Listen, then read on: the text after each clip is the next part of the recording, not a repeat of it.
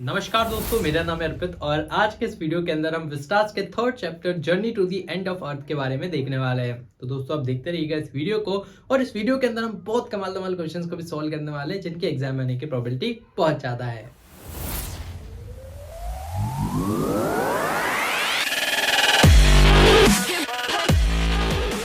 तो आज के इस वीडियो के अंदर हम लेटेस्ट सीबीएसई के सिलेबस के साथ साथ इस चैप्टर को कवर करेंगे। साथ ही हम important questions, previous year question, sample paper question, expected questions को भी यहाँ पर देखने वाले हैं, जिससे आपकी एकदम कंप्लीट तैयारी हो जाएगी। साथ ही यार मैंने आपको एक कंप्लीट नोट्स भी यहाँ पर प्रिपेयर कर रखे हैं, जो कि 1 पेज नोट्स हैं, और जिससे आप एंड टाइम पर बहुत ही अच्छे से और इफेक्टिवली अपने रिवीजन को कर पाएंगे। तो एकदम फ्री है, उसका लिंक आपको डिस्क्रिप्शन मिल जाएगा, वहां से आप उसको डाउनलोड कर लीजिएगा। और इस लेक्चर की पीपीटी भी आपको मिल जाएगी, ताकि अगर आप एकदम कहीं जा रहे हैं, बस में बैठे हैं और रिवाइज करना चाहते हैं तो वो भी आप रिवाइज कर सकते हैं। तो उसका लिंक भी आपको डिस्क्रिप्शन में मिल जाएगा। तो आइए स्टार्ट करते हैं हमारे इस वीडियो को। तो आइए अब हम हमारी ब्रह्मास्त्र सीरीज को आगे बढ़ाते हैं, और आज हम देखने वाले हैं विस्टास के third chapter journey to the end of earth के बारे में। तो ये अपना सिलेबस है, जिसके अंदर 2 चैप्टर नहीं आ रहे हैं, उनके ऊपर रेड लाइन यहाँ पर फेर दी गई है।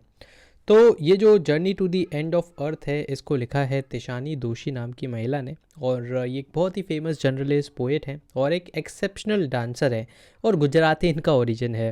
दैन इनका जन्म 1975 में मद्रास, इंडिया में हुआ था, और इनको ट्रैवलिंग करना बहुत ज़्यादा पसंद है। और जो इनकी सबसे एक्सेप्शनल जर्नी है वो है द एक्सपेडिशन टू अंटार्कटिका, है ना। तो अंटार्कटिका ये घूम के आती है, और इस चैप्टर के अंदर हमें उसी के बारे में पढ़ना है। अब ये एक ऐसा चैप्टर है जिसके अंदर थोड़ी सी अगर आपको जियोग्राफी की नॉलेज होगी तो भाई सब आपको मज़ा ही आ जाएगा। So for a South Indian man travelling to Antarctica from Madras, तो आपको क्या क्या करना पड़ता था। तो नो तो टाइम जोन्स, है ना।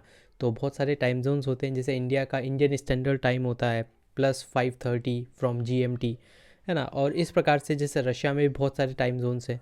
तो अगर आप मद्रास से अंटार्कटिका में जाते हैं तो इस तरह के 9 टाइम जोन्स से आपको ट्रैवल करना पड़ता है। बीच में 6 चेक पॉइंट्स आते हैं, है ना। डिफरेंट कंट्रीज़ अपने चेक पॉइंट्स लगा के रखते हैं ताकि एक्सपीडिशन आसान हो जाए और ट्रैक करना आसान हो। 3 वाटर बॉडीज़, जैसे इंडियन ओशन, है ना, अंटार्कटिक ओशन, तो इस प्रकार के बहुत सारे ओशंस या वाटर बॉडीज़ को भी वहाँ पर ट्रैवल करना था। और कई तरह के इकोसिस्टम, इकोस्फेयर्स आपको वहाँ पर देखने को मिलेंगे। तिशानी दोशी ट्रेवल करती है to the southern end of the earth, ठीक है। तो अगर अर्थ को हम देखें तो ऊपर रहता है आर्कटिक, नीचे रहता है एंटार्कटिक। तो बिल्कुल साउथ वाला जो एंड था वहाँ पर वो ट्रेवल कर रहे थे, और उनका जो एक्सपेडिशन था उस ग्रुप का नाम था स्टूडेंट्स ऑन आइस प्रोग्राम। और ये जो स्टूडेंट ऑन आइस प्रोग्राम है, इसका मेन मोटिव है कि जो यंग लोग हैं, यंग माइंड है, उनको सेंसिटाइज करना towards the realistic version of the climate change, है ना। कि कैसे क्लाइमेट चेंज हो रहा है और वो कैसे पूरी पृथ्वी को अफेक्ट कर रहा है, उसको स्टूडेंट्स को दिखाने के लिए ये स्टूडेंट्स ऑन आइस प्रोग्राम यहाँ पर क्रिएट किया जाता है। देन इस ऑर्गेनाइजेशन के जो फाउंडर थे वो यहाँ पर बताते हैं कि क्यों यंग लोगों को ले जाना बहुत ज़्यादा इंपॉर्टेंट है, क्योंकि यार आगे चलकर वही पॉलिसी मेकर्स बनेंगे, और आगे चलकर जब वो पॉलिसी मेकर्स बनेंगे तो क्या होगा कि अगर उनको रियलिटी पता होगी तो वो इन सारी चीज़ों को भी अपनी पॉलिसी में ज़रूर से लेके आएंगे, है ना। जैसे अगर हम इंडिया की बात करें तो आज की यंग जनरेशन ही कल की IAS IPS बनेगी, है ना। वही कल के पॉलिटिशियंस बनेंगे। तो अगर उनको थोड़ा सा पता होगा कि नहीं भाई साहब क्लाइमेट चेंज इज़ रियल, तो फिर वो स्टेप्स भी उस हिसाब से लेंगे। अब अगर हम एंटार्कटिक की बात करें तो ये one of the coldest, driest and windiest continent है इन द वर्ल्ड, है ना। तो बिल्कुल चारों तरफ आपको बर्फ़ ही बर्फ़ देखने को मिलेगी, और बिल्कुल सामने नीला आसमान और नीचे बिल्कुल वाइट चादर। एंड ये शॉकिंग टू बिलीव है दैट इंडिया एंड अंटार्कटिका एक ज़माने में, है ना, करोड़ों अरबों साल पहले एक ही लैंड का पार्ट थे, है ना। जैसे आज तो हमें यहाँ पर अगर आप देख सकते हैं कि north America, Eurasia, south Africa, है ना, अफ्रीका, अंटार्कटिका, ऑस्ट्रेलिया, सब आज अलग अलग हो चुके हैं। लेकिन पहले क्या था, ये एक ही पृथ्वी का पार्ट थे या एक ही ज़मीन का पार्ट थे, और वो ज़मीन को हम बोलते थे गोंडवाना, ठीक है। तो एक मेरे को याद है प्रीवियस ईयर क्वेश्चन भी आपका आया था कि गोंडवाना से आप क्या समझते हो। तो गोंडवाना एक प्रकार का सुपर कॉन्टिनेंट है ना। जैसे आज के एशिया, अफ्रीका, अंटार्कटिका ये कॉन्टिनेंट है, लेकिन जब पहले सब एक साथ थे तो उसको हम बोलते थे सुपर कॉन्टिनेंट। तो गोंडवाना एक सुपर कॉन्टिनेंट है जो कि आगे चलकर डिवाइड हो गया into various continents. Then Antarctica had a warmer climate until then, और उस टाइम पे जैसा इंडिया में आज क्लाइमेट है, ऐसा अंटार्कटिका में क्लाइमेट हुआ करता था। ह्यूमन सिविलाइजेशन, है ना, ये सारी चीज़ें आपको वहाँ पर देखने को मिल रही थी। लेकिन despite human civilization around the globe, अभी फ़िलहाल अगर हम देखें तो अंटार्कटिका पे कोई भी नहीं रहता है ना, मतलब कोई भी वहाँ पे प्रधानमंत्री नहीं है, राष्ट्रपति नहीं है। जो भी अगर कुछ चुनिंदा 2-5 लोग रहते हैं तो वो भी रिसर्च पर्पज़ के हिसाब से रहते हैं, वो भी वहाँ के नागरिक नहीं है। तो फिलहाल वहाँ पर कोई नहीं रहता, एकदम प्रिस्टीन ज़मीन है वो, है ना। प्रिस्टीन मतलब एकदम प्योर, जहाँ पर किसी ने कोई भी अभी तक ह्यूमन ने पोल्यूशन वगैरह नहीं किया है। लेकिन जो pollution all round the globe हुआ है उसका इम्पैक्ट ज़रूर अंटार्कटिका में देखने को मिल रहा है। तो अगर किसी को रिसर्च करनी है तो उसके लिए अंटार्कटिका एक बहुत ही अच्छी जगह है। नाउ सिंस हमारी राइटर साउथ इंडियन थी, सो सन को वर्शिप करती थी, है ना। जैसे आपने देखा होगा जेठालाल रोज़ सन को पानी चढ़ा के आता है, तो इसी प्रकार से हमारी जो राइटर है ना, वो भी सन को रोज़ वर्शिप करती थी। लेकिन एक इस तरीके के कॉन्टिनेंट पे जाना जहाँ पर 90% सिर्फ आइस ही है, सन कभी कभार आता है ना। आपने सुना भी होगा अंटार्कटिका के बारे में कि 6 महीने यहाँ पर दिन होता है, 6 महीने रात होती है। तो आप बिल्कुल सारे सेंसेस भूल जाते हो कि भाई टाइम क्या होता है ना, वक्त क्या होता है, क्लॉक क्या होती है, सब कुछ भूल ही जाते हो आप वहाँ पर जाके। एंड अंटार्कटिका एक ऐसा कॉन्टिनेंट है जहाँ पर आपको पास्ट के एविडेंस भी देखने को मिलेंगे। क्यों देखने को मिलेंगे? क्योंकि हमने अभी थोड़ी देर पहले पढ़ा कि इंडिया और अंटार्कटिका एक टाइम पे सेम लैंड मास था, विद टाइम वो ब्रेक हो गया। तो अब जो इंडिया का लैंड मास है उसको तो हमने भाई साहब पूरी तरह एक्सप्लॉइट कर दिया, लेकिन अंटार्कटिका वाला जो लैंड मास है वो अभी भी एज इट इज़ है, वो भी अभी प्योर फॉर्म में है। तो हम पास्ट को भी स्टडी कर सकते हैं अंटार्कटिका पे जाकर। इसलिए बोला जाता है कि अंटार्कटिका एक ऐसा कॉन्टिनेंट है जहाँ पर आप फ्यूचर, पास्ट, प्रेजेंट हर एक चीज़ की स्टडी कर सकते हो। Then place gives an awakening threatening alarm, है ना। और आज की दुनिया में जो भी ग्लोबल वार्मिंग हो रही है, जो टेम्परेचर बढ़ रहा है, क्लाइमेट चेंज हो रहा है, उन सारी चीज़ों का भी आपको वहाँ पर अंटार्कटिका में जाकर एक्सपीरियंस हो जाता है कि यार देखो कैसे अपने सामने आइस पिघल रही है, और जब ये आइस मेल्ट होगी तो जो भी आइलैंड कंट्रीज़ हैं, है ना, जैसे मालदीव्स हो गया, तो वो सब क्या हो जाएंगे, डूबने का उनका चांस बन जाएगा। Now who knows if Antarctica will be warm again, और हो सकता है कि भाई साहब ग्लोबल वार्मिंग इतनी हो जाए कि वहाँ की सारी बर्फ़ ही पिघल जाए। एंड अगर ऐसा होता है तो क्या हम लोग बचेंगे उस चीज़ को देखने, है ना। क्योंकि भाई साहब हो सकता है कि अंटार्कटिका की सारी बर्फ़ पिघल गई और सब लोग वैसे ही पानी में डूब गए, वहाँ पे तो वार्मनेस हो गई लेकिन कोई देखने के लिए बचा ही नहीं। देन अगर हम प्लॉट देखें तो Tishani Joshi journey to the end of the earth को लिखती है। ये बेसिकली एक ट्रेवलॉग है। ट्रेवलॉग का मतलब क्या होता है कि यात्रा वृत्तांत, है ना, कि वो ट्रैवल भी कर रही है और ट्रैवल करने के साथ साथ उस चीज़ को डॉक्यूमेंट भी कर रही है। अपने एक्सपीरियंस को यहाँ पर शेयर किया जाता है। ये जो student of on ice program है, इसको डिज़ाइन किया था जियोफ ग्रीन नाम के व्यक्ति ने, और उनका यही मानना था कि हम यंग माइंड को इस तरह के क्लाइमेट चेंज और एक्सट्रीम वेदर इवेंट्स हैं उनके बारे में जानकारी दें, और इसी का पार्ट थी तिशानी दोशी भी। नाउ अंटार्कटिका पे जाने के लिए हमने अभी पढ़ा ही था कि 9 time zone, 6 check points, 3 water bodies और बहुत सारे इकोस्फीयर्स को आपको यहाँ पर पास करना पड़ता है। देन जैसे उस प्लेस को विज़िट किया जाता है तो एक रिलीफ सा भी मिलता है कि यार इतनी बड़ी जर्नी करी और इतनी सुंदर सी जगह पर हम आ चुके हैं। देन इस ट्रेवलॉग के अंदर राइटर मेंशन करती है एक सुपर कॉन्टिनेंट जिसका नाम है गोंडवाना, जो कि करीब 500 मिलियन साल पहले एग्जिस्ट करता था, और it's isolation resulted in different continents. और जैसे ये ब्रेक डाउन हुआ तो फिर डिफरेंट कॉन्टिनेंट जैसे अफ्रीका, एशिया, ऑस्ट्रेलिया, ये सब बने। Now, according to writer, Antarctica is in the right place for giving us perception of the future। ठीक है, तो हम एंटार्क्टिका में रहते हुए ये देख सकते हैं कि यार ग्लोबल वार्मिंग का क्या इम्पैक्ट हो रहा है, और जो इम्पैक्ट अभी यहाँ पे हो रहा है हो सकता है वही का वही इम्पैक्ट भारत के ऊपर भी हो या दूसरी कंट्रीज़ ऑफ द वर्ल्ड में भी हो, तो हम फ्यूचर को भी वहाँ से एनालिसिस कर पा रहे हैं। देन उसके बाद वो अपने एक्सपीरियंस को बताती है कि कैसे उनका एक्सपीरियंस एकदम यूनिक रहा, और 90% ऑफ द टोटल आइस आपको वहीं पर देखने को मिल जाएगी। एंड जो डेज़ थे भाई साहब नेवर एंडिंग थे, मतलब जिस टाइम पे उन्होंने ट्रैवल किया था तो 6 महीने दिन वहाँ पर चल रहा था। वैसे भी जब 6 महीने रात रहती है तो सारे लोग वहाँ से आ जाते हैं, क्योंकि इतनी ज़्यादा बर्फ़बारी और सब कुछ होता है कि वो फिर लिविंग कंडीशन नहीं रह पाती है। देन इसके आगे हम देखें तो हम बोल सकते हैं कि अंटार्कटिका एक बेस्ट प्लेस है जिसमें हम अर्थ के पास, प्रेजेंट और फ्यूचर को एनालाइज कर सकते हैं, क्योंकि वहाँ पर कोई भी ह्यूमन इंटरवेंशन नहीं है, और स्टूडेंट्स को भी एक लाइफ चेंजिंग एक्सपर्टीज़ यहाँ पर से मिलती है जिससे वो फ्यूचर में और बेहतर पॉलिसी को बना पाए।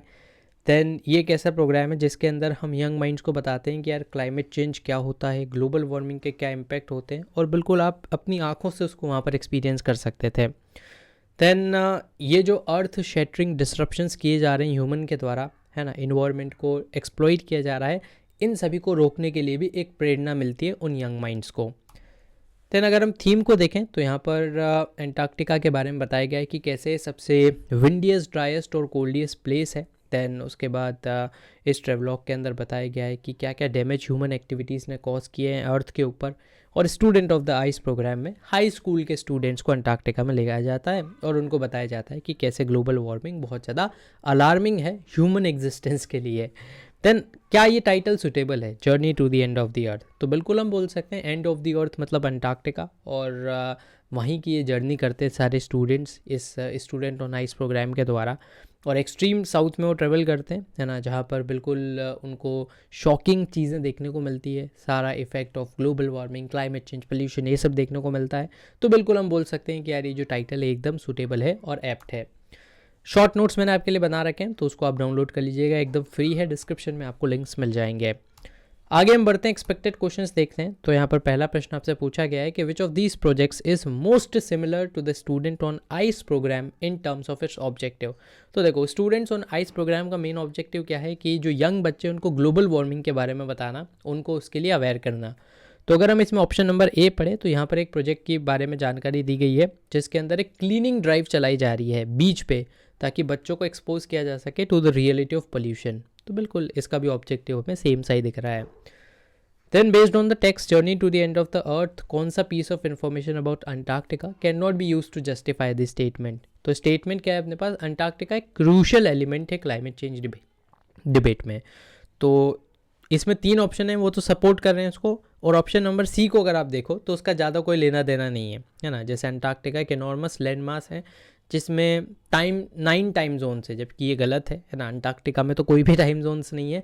यहाँ पर 9 टाइम जोन्स की बात कब की गई थी, जब राइटर मद्रास से अंटार्कटिका जा रहा था, तो उस जर्नी के दौरान उसको 9 टाइम जोन्स को क्रॉस करना पड़ा। ठीक है, तो ऑप्शन नंबर सी ये इसका सही आंसर हो जाएगा, क्योंकि ये जस्टिफाई नहीं कर रहा है स्टेटमेंट को। अगला प्रश्न है, what does the line from journey to the end of the earth indicate करती है? The reason the program has been so successful is because it is impossible to go anywhere near the South Pole and not be affected by it. ठीक है, तो मतलब जो भी Antarctica जाता है उसके मन में, उसके मस्तिष्क में एक बहुत ही गहरा उसका प्रभाव छूटता है, क्योंकि जब वो देखता है कि यार हम छोटी छोटी एक्टिविटीज़ जब हमारे देश में कर रहे होते हैं तो उसका कितना बड़ा इम्प्लीकेशंस अंटार्कटिका जैसे कॉन्टिनेंट को उठाना पड़ रहा है। तो ऑप्शन नंबर डी इसका बेस्ट आंसर हो जाएगा कि visit to South Pole makes one realize the gravity of the problem, है ना। उसको पता लगता है कि यार ये जो प्रॉब्लम है कितनी भयानक है, और फिर जब वो वहाँ से लौट के आता है तो मोटिवेट हो जाता है टू चेंज इट। तो ऑप्शन नंबर डी। अगला प्रश्न है कि what were writers feeling on reaching Antarctica? क्या उसकी फीलिंग रहती है? तो writers first emotion on reaching Antarctica was that of relief, कि यार इतना ट्रेवल किया है तो अब मुझे राहत की सांस मिल रही है, क्योंकि 100 घंटे की टोटल उनकी जर्नी थी। Then she experienced a sense of amazement, जब वो देखती है कि यार कितना वास्ट और इमेंस वाइट लैंडस्केप है अंटार्कटिका का, और आंखों को देखने के लिए भी ये बहुत ही ज़्यादा लुभावना था। तो ये सारी चीज़ों को देखकर ये मतलब कंप्लीट फीलिंग्स थी ऑथर की ऑन रीचिंग अंटार्कटिका। अगला प्रश्न है कि what do you think is the reason behind the success, है ना। तो हमने देखा ही है कि ये हमने शायद अभी MCQ में भी देखा था कि ये एक लाइफ चेंजिंग एक्सपोजर प्रोवाइड करता है फ्यूचर जनरेशन को, और इस छोटी सी एज में जब वो इस चीज़ को देखते हैं तो आगे चलकर वो मोटिवेट होते हैं कि यार हमें कुछ ना कुछ तो करना चाहिए इस प्लेनेट को बचाने के लिए। Then author calls a 2 week stay, तो यहाँ से हमें पता लग रहा है कि ऑथर 2 वीक, है ना, 2 हफ्ते मतलब 14 दिन के आसपास अंटार्कटिका में रही थी, और इसको एक चिलिंग प्रोस्पेक्ट बोलती है। तो how far do you think is she is justified, and what are the other features of the Antarctic environment जो कि हाईलाइट किए गए हैं? सो पहले आप स्टार्ट कर सकते हो, सिंस लॉन्ग क्वेश्चन है तो आप बोल सकते हो कि जो तिशानी दोषी थी वो एक सन वर्शिपिंग साउथ इंडियन फैमिली से बिलोंग करती थी, और जब वो अंटार्कटिका जाती है जहाँ पर 90% of the earth total ice है, तो उसको बहुत ज़्यादा अलग सा लगता है, और उसके both mental and physical level पे उसको चेंजेस देखने को मिलते हैं। Then she has been transport from scorching sun, तो मद्रास में तो भाई साहब बहुत ही तगड़ा सन आता है, और वहाँ से उसको सीधा ग्लेशियर्स में पहुँचा दिया गया था, तो इससे उसको बहुत ज़्यादा चेंजेस देखने को मिले। साथ ही यार अंटार्कटिका एक ऐसी जगह है जहाँ पर कोई आपको ज़्यादा वैरायटी डाइवर्सिटी नहीं देखने को मिलेगी, एक ही तरह की पूरी स्नो ही स्नो है, और वहाँ पर कोई ट्रीज़, बिल बोर्ड्स, बिल्डिंग्स ये सब नहीं है, बहुत सिंपल इकोसिस्टम है, और है ना वैरायटी की वहाँ पर कमी है। Now this system is interfere with the environmental changes. तो अब जो मानव के कारण इन्वायरमेंटल चेंजेस हो रहे हैं, इससे अंटार्कटिका पे भी बहुत ज़्यादा बुरा असर पड़ रहा है। ओजोन लेयर डिप्लीट हो रही है ना। और इससे क्या हो रहा है कि ओजोन लेयर डिप्लीशन के कारण ह्यूमंस के अंदर स्किन कैंसर्स वगैरह जैसी समस्याएं भी उत्पन्न हो रही है। तो हम बोल सकते हैं कि भाई साहब ये बहुत इंपॉर्टेंट है कि हम इस चीज़ को समझें और फिर लास्ट में प्लेनेट की रक्षा करें। ठीक, तो इस तरह से आप इसको कंक्लूड कर सकते हैं। सैम्पल पेपर क्वेश्चंस को हम देखें तो एक पैरा आपको दे रखा है। पहला प्रश्न पूछा गया इसमें कि how does the absence of a human population in Antarctica make it significant in the climate change debate. तो देखो, ह्यूमन पॉपुलेशन अंटार्कटिका में नहीं है, तो इससे क्या हो रहा है कि वो जो पूरा इलाका है वो एकदम प्रिस्टीन है और वो बिल्कुल प्योर है। ठीक है, उसको किसी ने कोई छेड़छाड़ नहीं की है and it is not been subjected to same level of human impact as rest of the world. तो जैसे भारत में या फिर और किसी कंट्री में आप जाओगे तो वहाँ पर पोल्यूशन बहुत ज़्यादा है, जैसे दिल्ली को ही आप देख लो। लेकिन जब आप अंटार्कटिका देखोगे तो वहाँ पर आपको पोल्यूशन नहीं देखने को मिलेगा, जिससे आप एकदम बिना किसी एक्सटर्नल इंटरफेरेंस के आप अपनी स्टडी को, रिसर्च को कंडक्ट कर सकते हैं। अगला प्रश्न है कि why is the climate change described as a hotly contested issue in the extract provided. So ऐसा क्यों किया गया है? ऑप्शन नंबर सी अगर हम देखेंगे तो यार बहुत सारे लोगों के डिफरिंग व्यूज़ रहते हैं about the causes and implications of the climate change. तो सब लोग अगर अपने अपने अलग व्यूज़ रखेंगे तो डेफिनेटली हम उसको एक हॉटली कंटेस्टेड डिबेट बोलेंगे कि हाँ यार, इस पे सब लोगों का अपना अपना व्यू पॉइंट है। थर्ड प्रश्न है कि यहाँ पर एक analogy of a time machine and it is an appropriate analogy for the role of carbon records in the study of climate change. तो जैसे टाइम मशीन क्या करता है, एक व्यक्ति को पास्ट इवेंट्स के बारे में जानकारी देता है, उसी प्रकार जो कार्बन डेटिंग होती है या कार्बन रिकॉर्ड्स होते हैं वो क्या करते हैं, हमें पास्ट क्लाइमेटिक चेंजेस को या कंडीशंस को ऑब्जर्व करने में मदद करते हैं। तो इसलिए हम बोल सकते हैं कि ये जो एनोलॉजी एकदम परफेक्ट है। नाउ एक आपको रीज़न बताना है कि why the writing style of the extract can be called a factual and informative. तो क्यों बहुत ज़्यादा फैक्ट्स को डाला गया है ना, जैसे different time zones, check points, ये सारी चीज़ें बताई गई है। तो ऐसा इसलिए था कि राइटर चाहता था कि जो इन्फॉर्मेशन है इसको एकदम स्ट्रेट फॉरवर्ड और ऑब्जेक्टिव मैनर में आप तक प्रेजेंट किया जा सके, ताकि कोई भी डेटा में हेर फेर ना हो सके। PIQ देख लेते हैं हम। तो यहाँ पर जैसा हमने देखा ही था कि गोंडवाना के बारे में पूछा गया, तो आपको बताना है कि गोंडवाना एक सुपर कॉन्टिनेंट था जहाँ पर स्टार्टिंग में कोई लाइफ एग्जिस्ट नहीं करती थी, सिर्फ और सिर्फ फ्लोरा फोना थे, मतलब जानवर और पेड़ पौधे थे। लेकिन अबाउट 650 ईयर्स अगो क्या हुआ, इंडिया और अंटार्कटिका है ना, मतलब इस टाइम तक भी इंडिया और Antarctica they were part of the same land mass था। और फिर धीरे धीरे ये लैंड मास ड्रिफ्ट अवे होना स्टार्ट हो गया और स्लोली यहाँ पर कॉन्टिनेंट्स और ओशंस का फॉर्मेशन हुआ। ठीक है, तो बहुत ज़्यादा डीप ज्योग्राफी में नहीं जाना है, तो जो ज्योग्राफी के बच्चे उनको तो ठीक है, और जो नहीं है तो उनको बस आप ये पॉइंट्स याद रख लेना, इससे ज़्यादा बड़ा क्वेश्चन नहीं आएगा। तो ये था हमारा ये chapter. Thank you so much. तो फिलहाल के लिए इस वीडियो में इतना ही। मुझे उम्मीद है कि आपको ये वीडियो पसंद आया होगा। अगर आपके कोई भी डाउट्स हो, सवाल या सुझाव हो तो उसको आप जरूर से कमेंट बॉक्स में लिख दीजिएगा। दोस्तों हमारे चैनल को भी सब्सक्राइब कर लीजिएगा, क्योंकि इससे हमें और भी ज़्यादा मोटिवेशन मिलता है आपके लिए वीडियोज़ बनाने के लिए। सब्सक्राइब बटन के पास बने एक बेल आइकन को आप जरूर से दबा दीजिएगा, ताकि हमारे चैनल की लेटेस्ट नोटिफिकेशन आपसे मिस ना हो। तो दोस्तों धन्यवाद। जय हिंद, जय भारत।